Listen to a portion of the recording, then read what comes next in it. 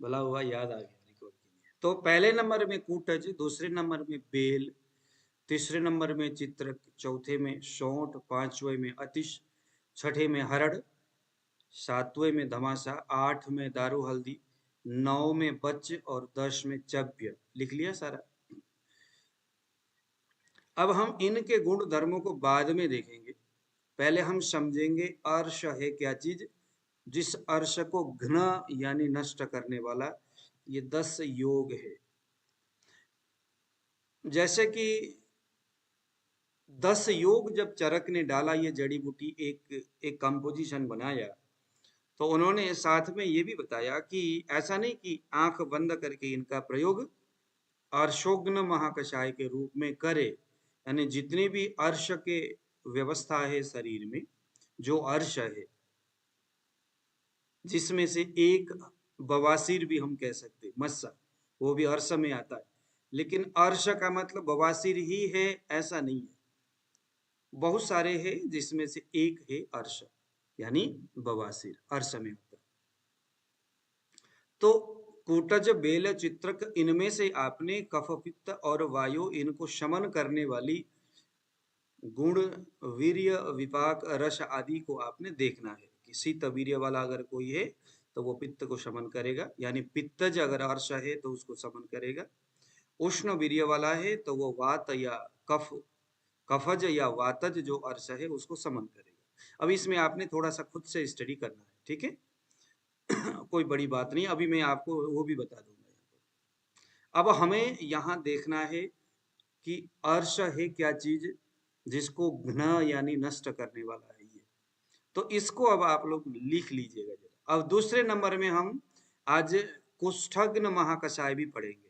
तो चलिए लगे हाथों इसका भी जड़ी बूटी आप यहाँ नोट कर लीजिए, क्योंकि अर्श और कुष्ठ शरीर में जो संप्राप्ति बनता है, कुछ अंदर जाकर के जिन्हें हम प्रसर अवस्था में जाकर के कुष्ठ का अलग संप्राप्ति बनता है, वहां तक अर्श और कुष्ठ बनने की जो व्यवस्था है, विकृत अवस्था में शरीर जिस तरह से जाता है, वो प्रसर अवस्था में जाने से पहले दोनों की एक ही स्थिति होती है, कंडीशन एक होता है, विकृति एक होती है, निदान दोनों का एक है। प्रसर अवस्था में पहुंचने के बाद आपको ये दोनों फिर भिन्न लगेगा, अभी मैं आपको बेहतर समझाऊंगा। तो लिखिए जरा, कुष्ठग्न महाकषाय। कुष्ठ यानी हम समझते लिकोडर्मा या त्वचा रोग, लेकिन कुष्ठ का मतलब उतना नहीं है। हाँ, कुष्ठ में वो एक है, बहुत सारे हैं जो कुष्ठ से संबंधित व्याधि शरीर में दिखता है, यानी त्वचागत जितनी भी जो बीमारी है वो सभी कुष्ठ है, सिर्फ लिकोडर्मा ही नहीं है। तो लिखिए, एक नंबर में खदीर, दूसरे में हरड़, तीसरे में आंवला, ये सभी कुष्ठग्न है। कहीं ना कहीं इनमें कुछ जो ऐसा रासायनिक या जो समीकरण है इन औषधियों के अंदर, वह कुष्ठ को घ्न यानी नष्ट करने वाला है। तो खदीर पहले नंबर में। खदीर मीन्स खैर, जो लोग कत्था कत्था बोलते हैं ना जिसको, हरड़, आंवला, हल्दी। फिर आया विलावा, विलावे का मज्जा, अंदर जो विलावा होता है। इस बार मैं नेपाल से विलावा बहुत अच्छा क्वालिटी का लेके आया हूँ। सप्तपर्णी, सप्तपर्णी, देखिए जरा सप्तपर्णी। अमलतास, कुष्ठग्न। अब दिमाग में ये भी रखिए कि पीछे जो हमने जो महाकषाय का अध्ययन किया, जो दूसरे महाकषाय, चाहे वो न हो चाहे कोई दूसरे रूप में हो, उन महाकषाय में भी अगर अमलतास, खदीर, हरड़, आंवला आया है, तो जरा आप दिमाग से लगाइए कि हाँ, यह द्रव्य यहाँ भी आ रहा है, इसका मतलब इसमें वह भी गुण है और यह भी गुण है, दोनों तरह के गुण है। एक ही पेशेंट में अगर आपको वह दो समस्या दिखे और कोई एक द्रव्य जड़ी बूटी उन दोनों महाकषाय में आ रहा है, तो दूसरा कुछ डाले या न डाले, लेकिन उसको तो जरूर डालना है। अमलतास फिर आया कनेर, कनेर के बाद वायविडंग, वायविडंग। 10वें नंबर में आता है जाति, जाति यानी चमेली। चमेली का फूल उसके पत्ते जो है यहाँ प्रयोग किया जाता है। चमेली से मुझे एक चीज याद आया, चमेली तो आपको पता ही होगा, जात्यादि तेल जिससे बनता है चमेली के पत्ते से बनता है। अगर किसी के मुंह में घाव हो रखा है बहुत ज्यादा, और फोड़ी फुंसी जैसे जीभ के अंदर हो गया, जैसे हो ही जाता है ना, तो ऐसे कंडीशन में आपने उसको बोलना है चमेली के जो पत्ते हैं उसको मुंह में रखे, एक मुट्ठी मुट्ठी भर के पत्ते ले और लेकर के चबाए, पूरी तरह चबाना है, उसके रस को नहीं निगलना नहीं है, चबाना है। थोड़ी देर के बाद वो व्यक्ति, उसको इतना भयानक जलन होगा मुंह में कि वो अगर आप सामने हो तो शायद मार भी दे, आपको थप्पड़ भी मारे, नाचना शुरू करेगा। लेकिन दूसरे दिन से उसका वो मुंह का सभी समस्या ठीक हो जाएगी।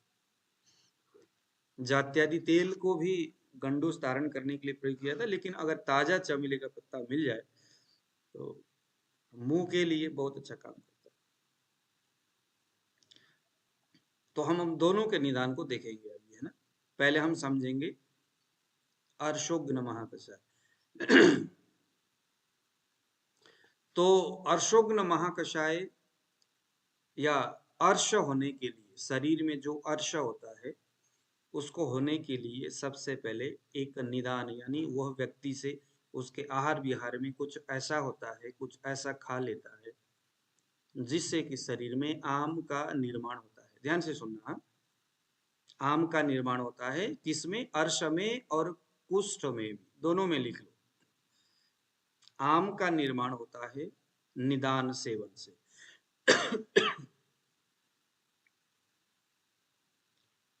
वह आम तीनों ही दोषों को विकृत कर देता है।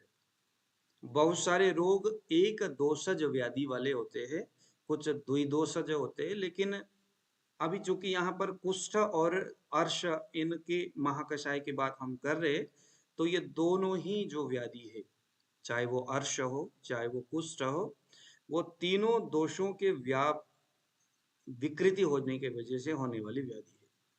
तो लगा लो कि तीनों ही दोष विकृत जब होंगे तो अर्श होगा, तीनों ही दोष विकृत होगा तो कुष्ठ होगा। हाँ, जन्म प्रकृति दोष विकृति, ये मैंने जो नाड़ी परीक्षण में सिखाया था, आपने उसका नाड़ी परीक्षण किया, डायग्नोस करते वक्त आपको नाड़ी में अगर कफ के साइड में ज्यादा स्पाइक दिख रहा है तो कफ प्रदान त्रिदोषज व्याधि है। त्रिदोषज तो है, उसमें वायु भी बिगड़ा है, पित्त भी बिगड़ा है, लेकिन बिगड़ा ज्यादा कफ है, तो कफज अर्श अर्श हो गया। स्पाइक पित्त में लग रहा है, सिम्टम्स भी, उसके शरीर के लक्षण भी, निदान भी, निदान यानी कारण भी आपको पित्त को बढ़ाने वाले लग रहा है। लेकिन चूंकि ग्रंथकार तो ये बोलते हैं कि अर्श तीन दोषों के व्याप्ति होने की वजह से होती है, लेकिन हमें यहाँ ये समझना होगा कि यहाँ वायु भी बिगड़ा है, कफ भी बिगड़ा है। हाँ, पित्त की संप्राप्ति, उसकी विकृति कुछ ज्यादा है शरीर में। ऐसे ही वायु के लिए भी समझेंगे, पित्त कफ तो बिगड़ा है, लेकिन निदान सेवन वायु का ज्यादा हुआ है। ऋतु जी, आ रहा है समझ में आपको?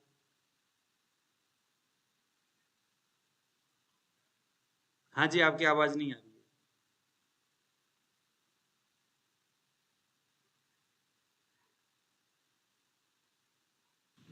हेलो हाँ जी, हाँ जी, बोलिए।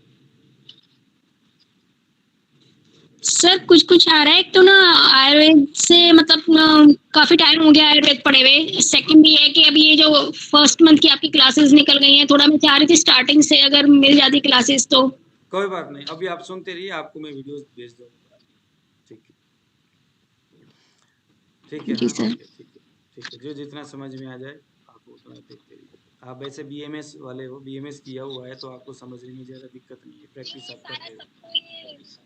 हाँ, ये सब समझ रिकॉल तो आ रहे हैं मेरे को सब सारे महाकषाय, लेकिन ये है ना कि अब जैसे थोड़ा सा टाइम के लिए भी हाँ देना है, तो एक साथ से वीडियो जाएगी। ये स्टार्टिंग से क्लास मिल जाती तो रूटीन में रहता, हाँ थोड़ा थोड़ा डेली करते रहते, और एक साथ से वीडियोस आएंगे तो इतना टाइम निकालना थोड़ा सा रूटीन लाइफ में मुश्किल हो जाता है सर। जी, ठीक है। अब जी हमने क्या सर। बोला कि निदान सेवन से आम की उत्पत्ति हुई, कुष्ठ में भी हो रहा है और अर्श में भी हो रहा है। आम उत्पत्ति होने के बाद वह जो आम है, जो टॉक्सिन है, वो समग्र शरीर में, शरीर के जो रक्त वह स्रोतस जहां पर ब्लड बहता है, जितने जितने लिम्फ में जितने जितने हमारे जो अ, कोशिकाएं हैं, जितने जितने भी हमारे स्रोतस है, उन सभी जगहों में रक्त जो बह करके जाता है, वहां पर वह आम पहुंच जाता है। यह कंडीशन कुष्ठ में भी है। तो यहां तक दोनों कंडीशन हो रहा है, संचयम च प्रकोपम च, प्रसर तक आ गए हम, है ना। प्रसर यानी संचार हो रहा है, जो आम जो संचित हुआ था वो प्रसर अवस्था में दोनों में ही हो रहा है। अब इससे उधर जब प्रसर अवस्था के अंतिम श्रेणी में जब जाते, तो यहाँ पर थोड़ा सा मामला क्या हो जाता है, रक्त व स्रोतस में बहते हुए वह आम मांस धातु को धातु में जाकर के संचित होता है। क्या होता है, मांस धातु में जाकर संचित होता है, वहां संचय होता है। ठीक है, स्थान संचय जिन्हें हम बोलते हैं, वहां जाकर के दोष दुष्य सम्मूर क्षणम व्याधि, इधर से आम जो कफज था या वातज था या पित्तज था, जो भी था, वो घूमते हुए जा रहा था रक्त धातु के साथ मिलकर के, लेकिन स्रोतोरोध हुआ कहाँ, मांस धातु। कहाँ स्रोतोरोध हुआ, अवरोध कहाँ हुआ, मांस धातु में विचरण करने वाला जो रक्त कोशिकाएं हैं, जो ब्लड है, वहां पर वह आम संचित हुआ, अवरोध हुआ। होने के वजह से अब आप लोगों ने पढ़ा है मांस धातु का उपधातु क्या क्या है, उस उपधातु को इसने विकृत कर दिया। आप बताइए मुकेश जी, मांस धातु का उपधातु ढूंढिए।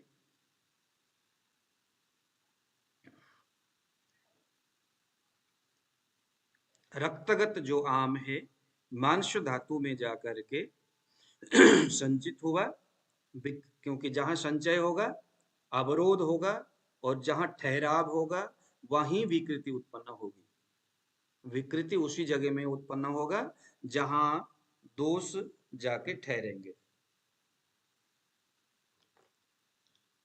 जब मांस धातु में विकृति उत्पन्न होगा यानी वो ठहराव होगा, तो यत्र शंग खवई गुण्यात, ये श्लोक सूत्र कितना अच्छा है। शंग हुआ, इधर से आम युक्त दोष और उधर से मांस धातु, दोनों मिले शंग हुआ, खवई गुण्यात, वहां पर विगुणता उत्पन्न हो गया, विकृति उत्पन्न हुई। तो विकृति उत्पन्न होने की वजह से न केवल मांस धातु अपितु मांस धातु के जो उपधातु है, कौन कौन से, किसी ने बताया नहीं अभी तक। वसा षट त्वचा, हाँ, वसा और षट। षट तो जरा त्वचा, आप कहाँ कहाँ पहुंच रहा है। आपके अर्श में भी यही हो रहा है, वचा वसा और षड त्वचा। कुष्ठ में भी यहां तक आ रहा है, वसा और षड त्वचा,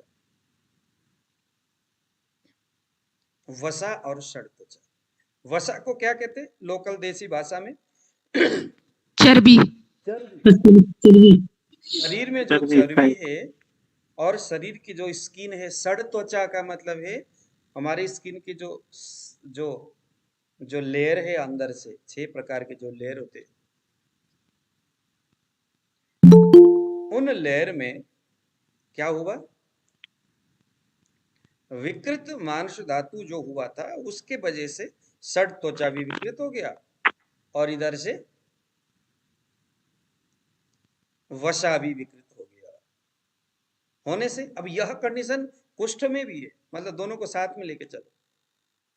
लेकिन एक चीज ध्यान देने वाली बात है, कुष्ठ में मांस धातु का जो उपधातु है वसा और षड त्वचा, अगर सिर्फ इतने ही विकृति हो तो यह संप्राप्ति बनेगा अर्श का।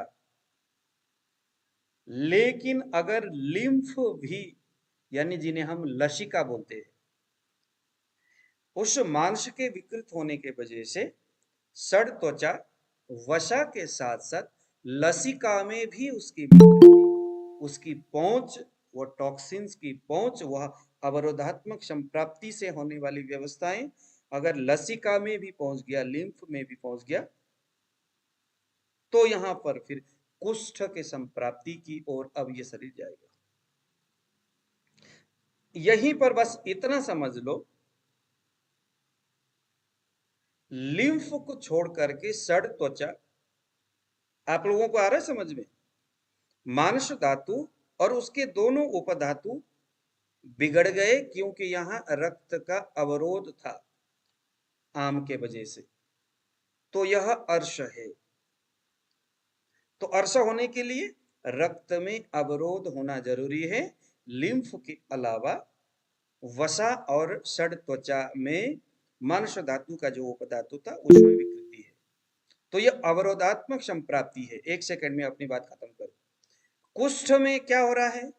कुष्ठ में ये प्रसर अवस्था में जब ये गया तो षड त्वचा, वसा और लसिका, जब लसिका को जब उसने टच किया तो टच करते ही यह उस भाग में, कहा, वह मांस धातु में, वह षड त्वचा में, वह लसिका में, वह वसा में एक प्रकार से शिथिलता पैदा करेगा। तो जहां शिथिलता हुई वहां कुष्ठ हुआ, और जहां अवरोधात्मक हुई वहां अर्श हो गया। शिथिलता होने के वजह से जो दोष है वो त्वचा में फैल जाता है। अवरोध होने के वजह से किसी एक स्थान में जाकर के त्वचा को फोड़ करके, क्योंकि त्वचा मांस धातु का उपधातु है और रोम छिद्र त्वचा का आधार है, तो वहीं पर है ना जो टॉक्सिन्स है त्वचा को फोड़ के बाहर जाने के लिए प्रवृत्त रहेगा, क्योंकि वो अवरोधात्मक संप्राप्ति है। तो अवरोध होने से क्या होगा? कहीं भी अवरोध होगा तो जो अवरोध हुआ है जहां पर, उससे अगला भाग में वृद्धि होगी और पिछला भाग में कमजोरी आएगा उसी उसी उसी एरिया का, चाहे वो लिम्फ, चाहे वो आपका वसा हो, चाहे वो त्वचा हो, कोई भी कहीं पर भी ऐसे हो रहा है अवरोधात्मक, रक्त के अवरोधात्मक या अर्श जैसे कंडीशन वहां हो रहा है, तो उसके अगले भाग में स्वेलिंग हो जाएगा, पिछला भाग कमजोर हो जाएगा, यानी सूख जाएगा धीरे धीरे। ध्यान सुनना, बिल्कुल ध्यान सुनना। जहां पर अवरोध हुआ त्वचा में और वसा में, अवरोध होने के अगले भाग की स्थिति ज्यादा डामाडोल हुई तो वहां पर अर्श के अंकुर निकलेंगे और ज्यादा कष्टकारी रहेगा, तो उन्हें हम रक्तज कह सकते हैं। या वहां से पानी निकलेगा, वहां से मवाद निकलेगा, बहुत सारी चीजें होगा, वहां पर फोड़ा बड़ा बड़ा बनेगा। अगर उसके पिछले भाग, जिसको हमने कमजोर भाग माना, जहां पर ब्लड का सर्कुलेशन नहीं है, जहां पर ऑक्सीजन के सर्कुलेशन नहीं है, जो सूख रहा है, अगर ऐसा अंग या अवस्था गुदवलियों में यानी हमारे मलद्वार में होगा और वो ज्यादा एक्टिव हो गया तो इन्हें हम शुष्कार्श बोलेंगे, यानी सूखा हुआ अर्श की कंडीशन। तो यहाँ पर क्या होगा? खुजली होगी, यहाँ पर से एक प्रकार का तरल चिपचिपाहट जैसे पदार्थ निकलने जैसे होगा, तो ये इन्हें हम वातज अर्श कहेंगे। और उधर उधर हमने रक्त अर्श कह दिया। आया समझ में भेद? वायु की वृद्धि हुई और क्षय की कंडीशन आ गया तो ये वातज हो गया, और अवरोध होने के अगले भाग की अभिवृद्धि होती जा रही है तो ये वहां से फटने के वजह से ब्लड हो रहा है तो ये रक्तज हो गया। अब ये अगर गुदवली में यानी मल द्वार में अगर ये ऐसी स्थिति होगी तो ये अर्श हो गया। अब ये स्थान भेद से दोषों के नाम भेद होगा। यहाँ पर कहां पर है, यह अवरोध गुदबलियों में होगा तो यह अर्श होगा। शरीर के किसी दूसरे हिस्से में होगा तो अर्बुद हम जो कहते हैं, कैंसर या ट्यूमर का एक हिस्सा, नोट करिए।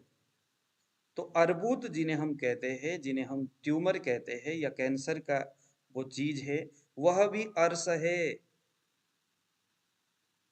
जब हम चिकित्सा अर्श के लिए कहेंगे, या जो अर्शोग्न महाकषाय जो है, अब देखो आप अर्बुद के लिए भी कर सकते हैं, कैंसर के लिए भी कर सकते हैं, लेकिन बस वही फिर हमें दिमाग लगाना होगा।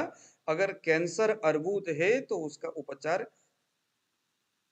इन 10 में से कौन सा उठाया जाए? कफज है, पित्तज है, वातज है, रक्तज है, त्रिदोषात्मक संप्राप्ति किस तरह से बन रहा है उसको ध्यान से देखिए, डायग्नोस करिए। कुछ नहीं, हमारे गुरुजी कहा करते थे, बेटा पेशेंट को कुछ ना बोलो, आंख अपना पट्टी बांधो, नाड़ी को चेक करो, नाड़ी में 3 उंगली रखो, जो आपको दिख रहा है सब सुपरफिशियली जो दिख रहा है उसको नोट करो, उसको कुछ पूछो ही मत, दवाई बना करके दे दो। किसके दवाई बनाए? आपने जो दोष देखा, सब दोष देखा, धातु देखा, अर्गन देखा, अच्छा इस अर्गन में ये धातु है और ये दोष और ये सब दोष। अच्छा, आयुर्वेदिक उपचार क्या है? विकारो धातु वैषम्य। विकार क्या है? धातु जब विषम हो जाए तो वह विकार। चिकित्सा क्या है? उसी विकार वैषम्य अवस्था में यानी विकृत अवस्था में आया हुआ धातु को सम करना हमारा इलाज है। हमने गुदबली में उत्पन्न होने वाला मत्स्य को नहीं देखना, हमने कैंसर के माध्यम से निकलने वाले उसको नहीं देखना, हमने अर्बुद के उस साइज को भी नहीं देखना। आया समझ में आपको? अर्श पढ़ने से गलगंड, यह भी एक अर्श है। अगर वही संप्राप्ति, अवरोधात्मक संप्राप्ति गुदबलियों में होती है, बन तो वैसे ही रहा है, निदान वैसा ही हुआ, उसके रूट वैसे ही बना, सभी में मांस धातु की विकृति है ही, सभी में मांस के जो उपधातु है उसकी विकृति है। अब वो चीज विकृत होकर के गया कहाँ? गुदबली में गया तो वही अर्श है, बवासीर जिन्हें हम कह सकते। रक्तज और वातज के भेद मैंने आपको बता दिया। वही ब्रेन में गया तो ब्रेन ट्यूमर हो गया। अब ब्रेन ट्यूमर के करके अलग सा दवाई हम क्यों ढूंढे? हमें तो इन्होंने कह दिया भाई अर्शोग्न महाकषाय, क्योंकि ये सभी अर्श है, इन सभी का संप्राप्ति एक है, सभी मांस धातु की विकृति है। हाँ, कहीं लिम्फ में अगर चला गया और वहां पर शिथिलता पैदा कर रहा है वो अलग चीज है, वो फिर पूरे शरीर में वो विचरण करेगा और कुष्ठ का निर्माण करेगा। एक जैसा व्याधि, एक जैसा विकृति पूरे स्किन में दिखेगा तो वो कुष्ठ है। लेकिन शिथिलता पैदा नहीं हुआ है, दोष विचरण नहीं कर रहा है षड त्वचा में, एक जगह स्थिर है, अवरोध हुआ है तो वो अर्श है। आया समझ में? अर्श और कुष्ठ में जो एक जगह ठहरे वो अर्श, जो पूरे शरीर में शिथिलता के वजह से जो टॉक्सिन जो आम है, मांस धातु के उपधातु साथ में लिम्फ को भी बिगड़ते हुए अगर पूरे शरीर में वो षड त्वचा में विचरण करता है तो वो सभी कुष्ठ है। तो हमने किस व्यक्ति को क्या कहते हैं, अर्शोग्न देना है, किसको कुष्ठग्न देना है? कुष्ठग्न किसको देना है? जिसके पूरे शरीर में वह टॉक्सिन संप्राप्ति के रूप में विचरण करता है, हर जगह दिखता है, लिकोडर्मा हर जगह दिख रहा है, शीत पित्त हर जगह दिख रहा है, और क्या क्या है, चर्मदल, चर्म विकार, हर जगह दिख रहा है, शरीर के हर जगह कहीं भी दिखता है। तो जो हर जगह दिखता है, कहीं भी दिखता है, वो कुष्ठ है। क्यों? क्योंकि शिथिल हो गया वो अंग। और शरीर का जो कषाय जो गुण है, कषाय का काम क्या है? उसको कर्षित करना, उसको रोकना। रोक नहीं रहा है। अब देखो जरा, कुष्ठग्न महाकषाय में खदीर कषाय है, हरड़ कषाय है, आंवला कषाय, हल्दी कषाय, विलावा कषाय, मधुर कषाय विलावा, सप्तपर्णी, चमेली कषाय, सभी तो कषाय है। कषाय क्या करेगा? उस संप्राप्ति को भंग कर देगा जो घूम रहा है चारों, उसको रोक देगा कहीं ना कहीं, रुक्षता से उसको अवशोषण करेगा। तो गंडमाला और गलगंड ये अर्श में आएगा। कुष्ठ के बारे में तो मैंने पहले बताया ही है, कौन कौन से व्याधि होते हैं। अपची, अपची क्या है? थायराइड गले में जब वो फूट जाता है या बड़ा सा हो जाता है, सख्त जैसा हो जाता है, अपची हो गया। भगंदर हो गया। अर्श, शरीर में आकुंचन प्रसारण होता है ना। एक सेकंड गुरुजी, रुक्ष गुण बल का नाश करता है। रुक्ष गुण, हाँ, बल का नाश करता है, सही कहा आपने। रुक्ष गुण बल का नाश करता है, बल का निर्माण करता है सिर्फ मधुर रस। कुछ कुछ अम्ल रस भी निर्माण करता है, थोड़े बहुत। और लवण में सिर्फ सेंधा नमक बल का निर्माण करता है। कभी कभी कषाय रस भी बल का निर्माण करता है, अदरवाइज सभी बल को हरण करते, नष्ट करते, यानी प्रोटीन को खत्म करते। बल यानी प्रोटीन। तो आ रहा है, समझ में आया आपको? अर्श। अब देखिए जरा इसी अर्श के, अब ये अर्श का जब हम उपचार के बारे में जब हम बात करेंगे, तो कुटज अभी मैंने आपको बताया, लघु है, रुक्ष है, तिक्त कषाय, शीत वीर्य है, विपाक इसका कटु है। तो आप खुद विचार कर लो, आप सभी लोग सारे इतने कुछ पढ़ के हुए आए हुए आप लोग। तो कुटज लघु है, तो ये लघु क्या करेगा? विकृत मांस धातु को क्या करेगा? जो अवरोधात्मक संप्राप्ति हो रखा है, रुक्ष और लघु, ये दोनों गुण मिलकर के उसमें जाके थप्पड़ मारेगा, सुखाएगा उसको। तिक्त है, तिक्त उसमें पाचन क्रिया करेगा। कहाँ? उसी मांस धातु में जहां पर संप्राप्ति विघटन हो रही है। कषाय है तो कषाय उसमें रुक्षता पैदा करेगा, कषाय उसमें अवशोषण का कार्य करेगा, थोड़ा सा बल भी देगा ताकि वो न टूटे न बिगड़े। शीत वीर्य है, अब जो शीत वीर्य होता है वो लघु और रुक्ष ने जो घर्षण पैदा किया है, वहां पर उससे जो ताप अगर उत्पन्न होगा तो वह वर्निंग जैसा कंडीशन हो सकता है, जलन जैसा, या कुछ कष्ट वहां हो सकता है उस अर्गन में। तो कुटज में जो शीत वीर्य है उसको थोड़ा सा संभालने का काम करेगा। एक ही द्रव्य देखो, एक तरफ से तोड़ रहा है, दूसरी तरफ से थोड़ा सा थपथपा भी रहा है। विपाक फाइनली इसका कटु है, तो कटु विपाक होने की वजह से पूर्ण रूप से मांस धातु में जाकर के अपने कटु गुण से अग्निवर्धक कार्य के माध्यम से वह जो अवरोधात्मक संप्राप्ति, जैसे कि अभी हमने बताया था कि रक्त धातु में यह स्रोतोरोध हो गया है, तो अवरोध होने की वजह से ऐसा कुछ वहां हो रहा था, तो उसको वो भंग करने का काम करेगा। वेल देखते हैं, बेल का फल, बेल का फल, लेकिन यहां बेल पका हुआ नहीं, बेल कच्चा। क्योंकि कच्चा जो बेल है उसमें ग्राही गुण है। लिखिए जरा, बेल में कौन कौन से है? एक तो कषाय रस है, ये कषाय कहते ही कच्चा बेल समझना है। कच्चा यानी अभी पूरी तरह से पका नहीं है।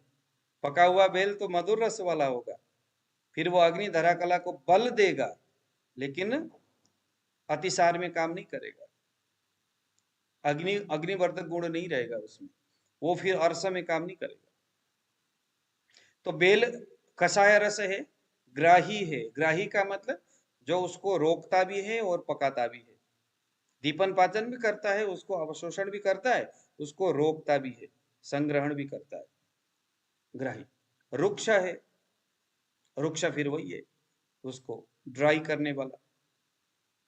अग्निवर्धक गुण है, वायु और कफ इनको शमन करता है, लघु है, उष्ण वीर्य है और पाचक है। वेल अपने गुणों को, इसके गुण को लिखिए और उसके बाद देखिए कि इसका कषाय रस उस मांस धातु और उसके उपधातु में जो संप्राप्ति बन रहा है आम का, वो कहाँ क्या कुछ करेगा, ये कहाँ तोड़फोड़ करेगा, कहाँ रोकेगा, कहाँ तोड़ेगा, कहाँ पर अवशोषण करेगा, किस तरह से बल देगा, अर्श को कैसे ठीक करेगा। ये अर्श यानी मानस व स्रोतस का एक व्याधि है। जब हम काय चिकित्सा पढ़ते हैं, ऋतु जी ने तो पढ़े होंगे, तो काय चिकित्सा में अर्श, काय चिकित्सा में जो अर्श है वो मांस धातु, मांस क्या कहते हैं इसको, आपका मांस धातु, मांस व स्रोतस से संबंध रखने वाला व्याधि के रूप में इसको जाना है। तो देखिए जरा बेल में जो ये गुण अभी हमने बताया, वो मांस धातु में जो अवरोध है, जो संप्राप्ति बन रहा है यहाँ पर, उसको कैसे तोड़ेगा, ये आप लोगों ने इसको प्रैक्टिस करना है। तीसरे नंबर में जो चित्रक है, चित्रक का गुण है तिक्त रस है, सारक है, सारक, सारक यानी जो खिसकाता है, सरकाता है, मल को निकालने वाला, आंख से आंसू को निकालने वाला, मुंह से पानी को निकालने वाला, नाक से पानी को निकालने वाला, शरीर से पसीना निकालने वाला। सारक यानी जो सरकाता है, हर चीज को जो आगे बढ़ाए। लेडीज है, ब्लीडिंग अपना ये पीरियड प्रॉपर तरीके से नहीं हो रहा है, चित्रक सारक है। बच्चा है, गर्भवती स्त्री है और कंडीशन कहीं ना कहीं है ना, संतान नहीं हो पा रहा है, तो यहाँ पर चित्र सारक गुण है, बच्चा को बाहर निकालने में सहयोगी होगा। नाभि में चित्रक और आपका ये चित्रक का जड़ और पुनर्नवा का जड़, इन दोनों को मिक्स करके कूट करके उसके रस को नाभि में लगाना चाहिए। पाचक है, दीपन पाचन करता है। चित्रक को खास तौर पर धातु के अग्नि को बढ़ाने वाला ऐसा माना है, विशेष करके मांस धातु के अग्नि को तो प्रज्वलित करता है चित्रक। चित्रकादिवटी मार्केट में अवेलेबल है। चित्रकादिवटी कितना परफेक्ट मेडिसिन है चित्रकारी, जिसमें चित्रक है। आगे आया सौंठ। अब आप सभी लोग जानते हैं हर किसी के घर में सौंठ है। हमारे आचार्यों ने सौंठ को इतना महत्व जाना कि हर किसी के जो लेडीज है उनके दिमाग में डाल दिया उन्होंने कि भाई सौंठ घर में रखना जरूरी है। तो हमारे माताएं, हमारी बहनें अपने घर में किचन में जो जड़ी बूटी रखती है, जीरा हो, धनिया हो, कितना महत्व का होगा, हमारे लिए नित्य उपयोगी है ऐसा समझ के सौंठ। तो सौंठ के अब आप खुद विचार करो गुण कितना महान होगा। सबसे पहले तो सौंठ जो है वो आम का पचन करेगा, और आम ही तो वह चीज है जिसके वजह से हर प्रकार के व्याधि होता है, चाहे वो बुखार हो, चाहे वो मानस धातुगत विकृति हो। अभी जिसके बारे में हमने बात किया अर्श, अगर आपके सामने कोई ऐसा पेशेंट आता है जिसको बवासीर का समस्या है, अर्बुद है, या होता है ना जैसे उपजीविका, जीव में छोटे छोटे दाने से बन जाते हैं, हाँ, और क्या क्या इसमें है, उपजीविका हो गया, और आपका शरीर में छोटे छोटे जो दाने से जो बन जाते हैं, ये सभी भी आपका मांस धातु में होने वाली विकृति की वजह से, जिन्हें हम कहते हैं ना लिपोमा बोलते हैं ना, जिन्हें ऋतु जी आपको पता है, लिपोमा जो है यह भी मांस धातु की विकृति है। तो उसकी संप्राप्ति भी वैसे ही बनते हुए आ रहा है जैसे अभी हमने अर्श के बारे में। तो अगर किसी को लिपोमा जैसे कंडीशन है, आंख में एक तरह से फूला जैसे, क्या बोलते हैं उसको, आंख में यहाँ पर इतना बड़ा दाना बन जाता है, यहाँ पर स्किन में कहीं पर भी छोटे छोटे चर्म जो क्या बोलते हैं उसको, कील बोलते हैं, चर्म कील होता है, वह भी इसी तरह से बन रहा है जैसे अर्श बन रहा है। तो चर्म की, हाँ जी, मुहासे, नहीं मुहा से अलग चीज है। चर्म कील होता है स्किन के ऊपर छोटे छोटे एक गांठ जैसा बन जाना, किसी किसी के यहाँ बन जाता है, वो सभी मांस धातु में होने वाली विकृति। इसी तरह से सारी चीजें बनते हुए आ रहा है।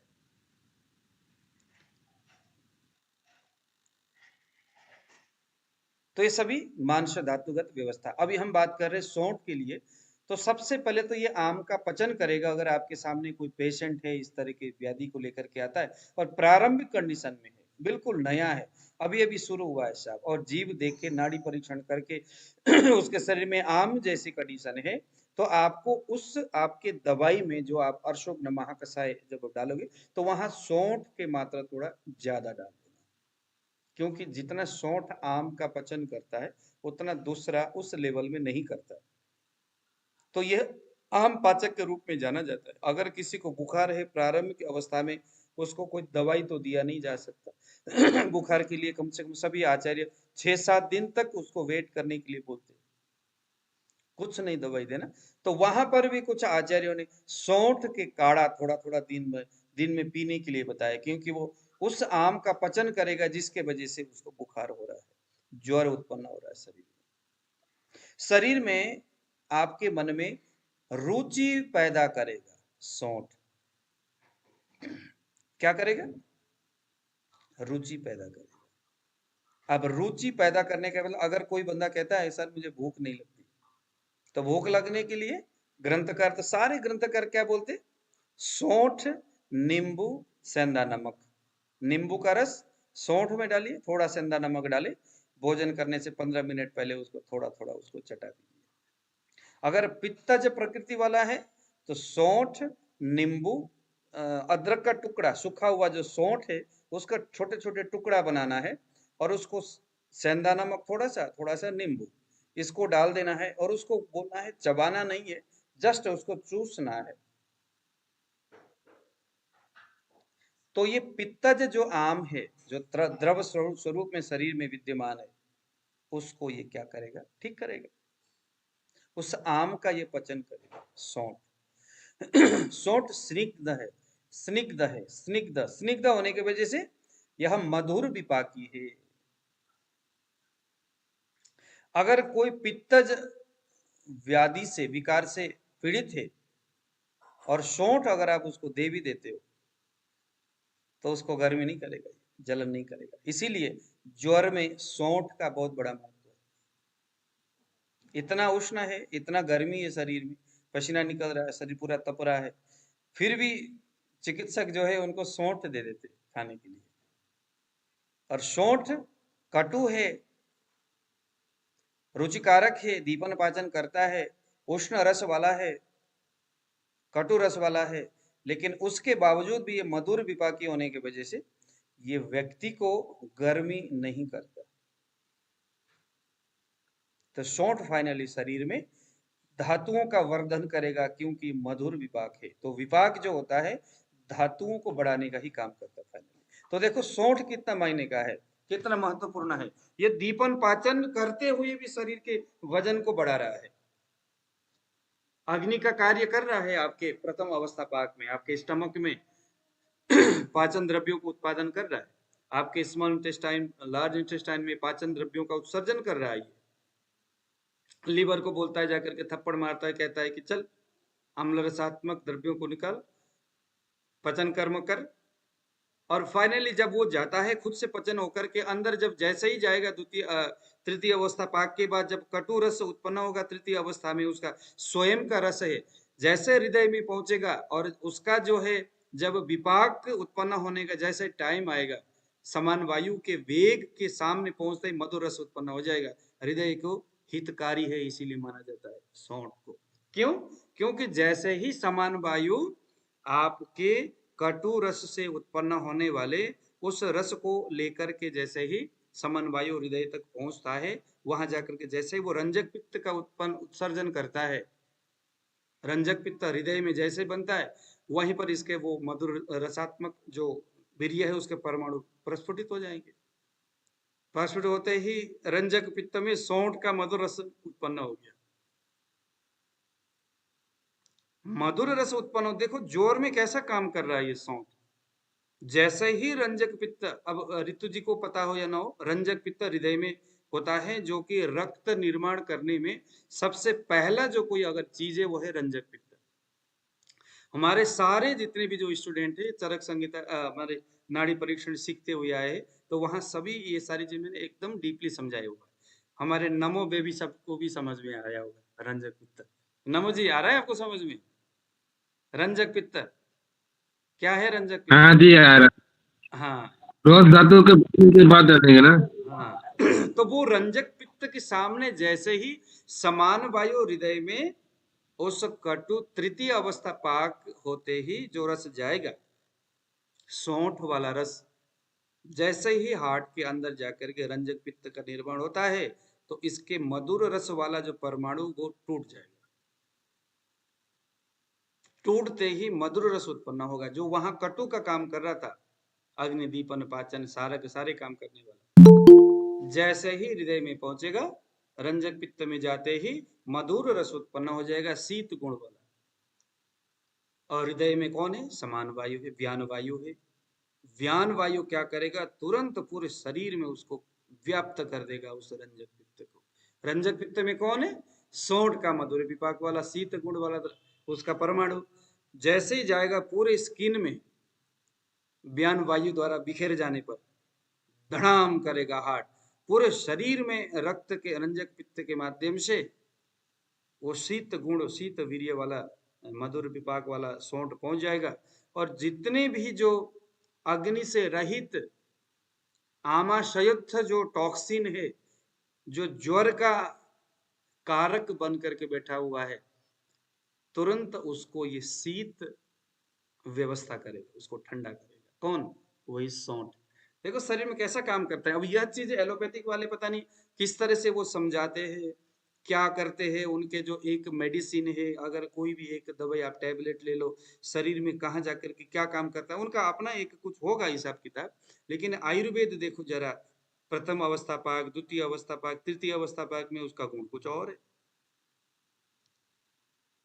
विपाक में जाते ही हार्ट में पहुंचते कुछ और हो जाता है, और वहां से कुछ और ऑर्गन में पहुंच जाए तो वो तृतीय, वो उसका वीर्य लघु है या गुरु है।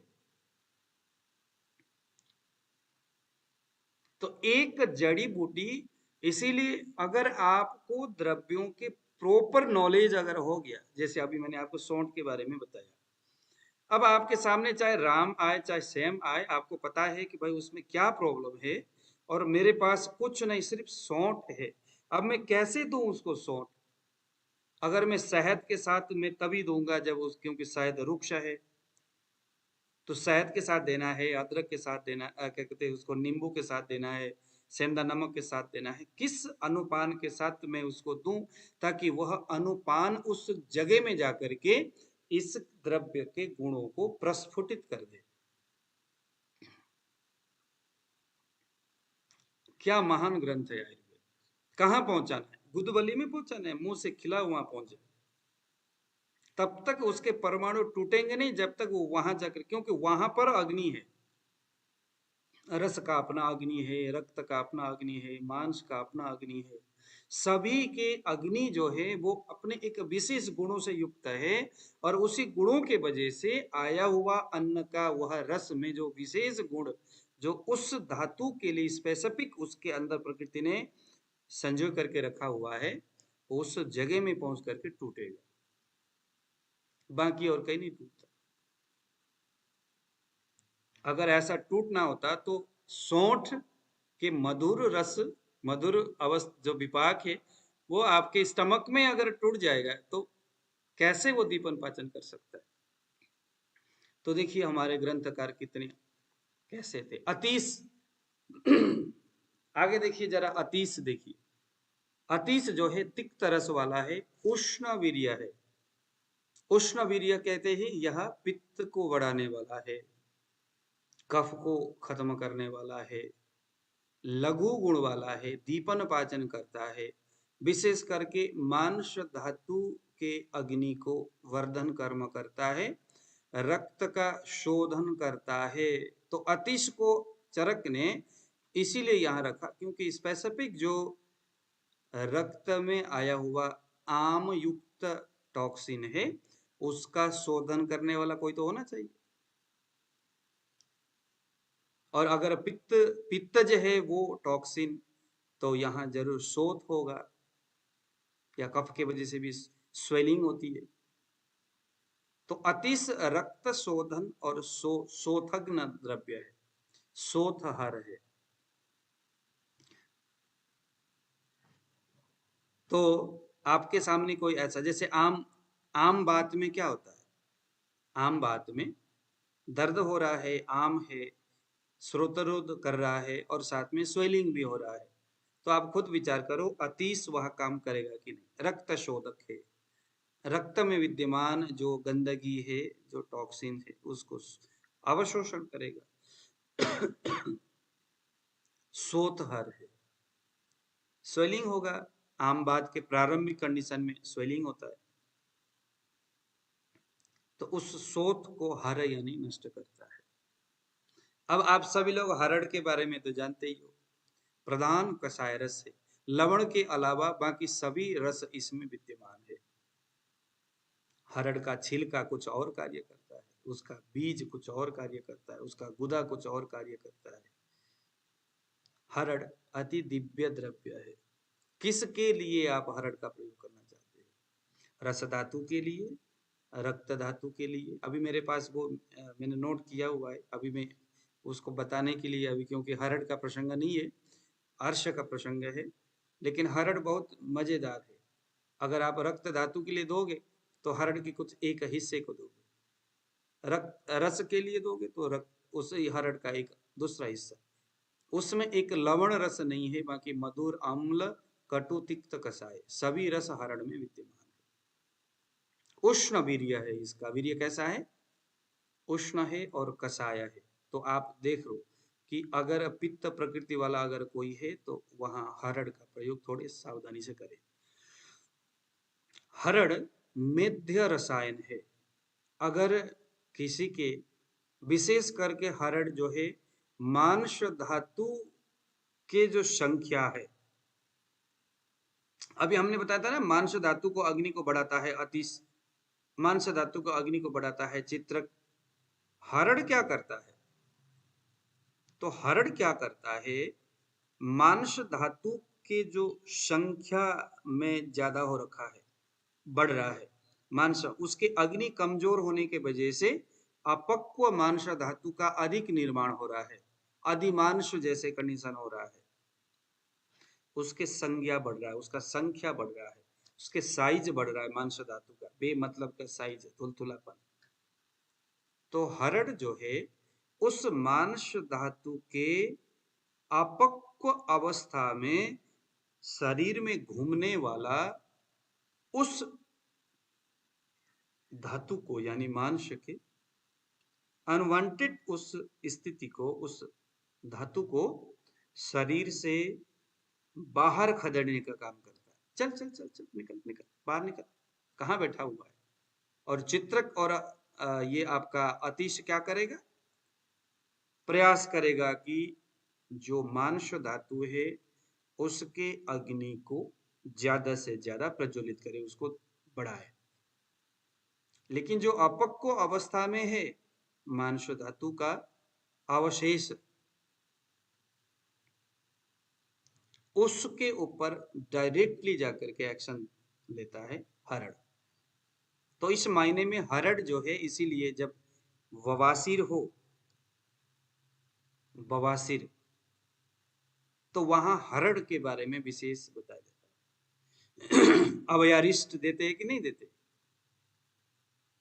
अभयारिष्ट क्यों देते? अभय यानी हरड़।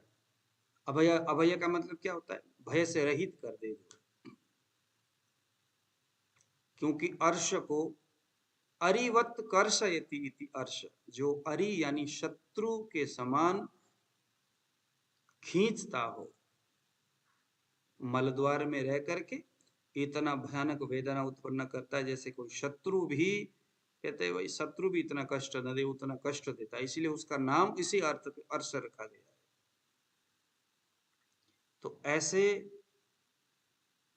अरि यानी शत्रुवत वेदना देने वाला उस अर्श से राहत देने में सबसे महत्वपूर्ण होने के वजह से इसको अभय बताया है। अभय यानी जो भय से रहित कर दे। तो कषाय रस वाला है, इसी रस के वजह से यह अवशोषण करता है उस अवशेष मांस धातु के अपक्व मल को, जो आपके मल द्वार में, आपके गुदवल्लियों में बैठा हुआ है चिपक करके, और वही जब वायु का प्रबल वेग, क्योंकि वो अपान क्षेत्र है, वायु है, और वायु का वेग जब मलों को लेकर के बाहर जाने का प्रयत्न करता है, तो जितने भी मल को बहने का जो है हिसाब किताब, जो जगह है, वो सभी मांस धातु के अपक्व मलों ने ढाक रखा है, उसको ब्लॉक कर रखा है। तो कहां से जाएगा आप मल? तो शरीर से जितने भी मल है सब अपान वायु नीचे खींच रहा है, लेकिन बाहर निकाल नहीं पा रहा बेचारा। तो वही से फिर हमारे गुदवल्लियों में उसके दीवारों को छेद करके वही वसा, क्योंकि मांस धातु की अग्नि कमजोर है, स्रोतोरोध हो रखा है, अग्नि तो है नहीं, उपधातु है वसा, और वसा जो है वो भी साथ में मिल करके उसके अंदर प्रवेश करता है गुदवल्लियों के। दुष्ट रक्त वहां पर होता है, क्योंकि अवरोध उसी ने किया है, तो वही सबसे आगे बढ़ेगा, रक्त, आम युक्त रक्त।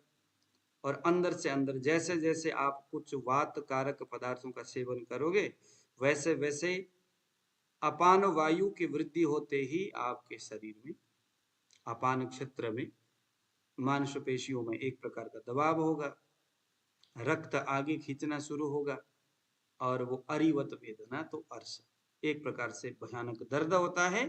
तो यहाँ हरड़ उस मात्रा को आकर्षण करके बाहर धक्का देता है, क्योंकि इसमें सारक गुण है, मेद्य गुण है, यानी आपके मस्तिष्क को भी, क्योंकि देखो अभी हमने अर्श के संदर्भ में क्या बोला, क्योंकि ये षड त्वचा में कार्य करता है। अब षड त्वचा में जो 5वें नंबर का जो त्वचा है, वो हमारे मस्तिष्क के साथ उसका तार जुड़ा हुआ है। इसीलिए जिसको भी त्वचा से संबंधित व्याधि है, कहीं ना कहीं उसको डिप्रेशन होगा, कुछ मानसिक व्याधि तो जरूर होगा, क्योंकि वो षड त्वचा में से जो 5वें नंबर का जो त्वचा है, उसके नाम अभी मुझे याद नहीं आ रहा है, उसका संबंध हमारे मस्तिष्क के साथ।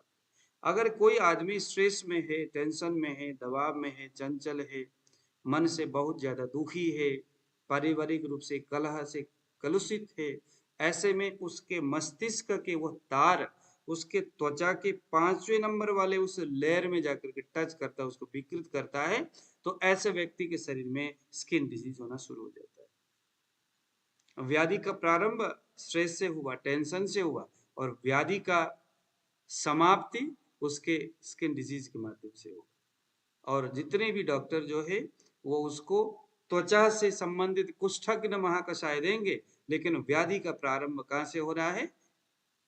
मेद्य से हो रहा है, मज्जा धातु से हो रहा है, मस्तिष्क से हो रहा है। इसीलिए इस स्थिति को देखते हुए यहाँ पर हरड़ वहां भी काम करेगा, क्योंकि वो मेद्य रसायन है। इस मेदा को ये सुधारने का काम करेगा, जो षड त्वचा के उस 5वें नंबर वाले उसके लेयर में जाकर के भी काम करेगा, उस नेगेटिव तार को तोड़ने का काम करेगा। अनुलोमन है, यानी कि मलों को सब खींच खींच करके सफाई करने वाला है। मांस धातु के एक प्रकार से ये पाचन का क्रिया है, एक व्यवस्था हरड़ यहाँ देता है। अब धमासा देखो जरा, कषाय है, तिक्त है, लघु और स्निग्ध है, शीत वीर्य है, कटु विपाक है। इस तरह से धमासा। दारू हल्दी विषग्न है, ज्वरग्न है, कंडू यानी खुजली को नष्ट करने वाला है, रुक्ष और उष्ण गुण वाला है। कौन? दारू हल्दी। और वचा जो है, वचा का यहाँ पर संबंध त्वचा के साथ है। जैसे अभी हमने बताया था ना कि मांस धातु का जो उपधातु है वसा और षड त्वचा, वहां कार्य करने के लिए वचा, जो बच्च नाम का जो औषधि है, उसको रखा गया है। चव्य कटु रस है, उष्ण लघु रुक्ष तीक्ष्ण वातानुलोमक है, ऐसा मानना है सुश्रुत का। ठीक है, तो यह जो द्रव्य है, अब आपने जरूर नोट किए होंगे या रिकॉर्डेड वीडियोज है, तो इसको देख करके आपने इन द्रव्यों के गुणों को आपने जरूर ध्यान देना है। उसके बाद आप लोगों ने प्रैक्टिस करना है। द्रव्यों के ना आप लोग फार्मूले के ऊपर जितने आप दौड़ोगे उतना आपको मजा नहीं आएगा। मतलब एक पेशेंट को एक दवाई दोगे, हर एक जो चिकित्सक है वो अपने जीवन में रोगी का चिकित्सा करते हुए भी कुछ न कुछ सीखता रहता है। तो अगर आप सही तरीका से चिकित्सा करते हो तो आपको सही सीखने को खुद से मिलेगा।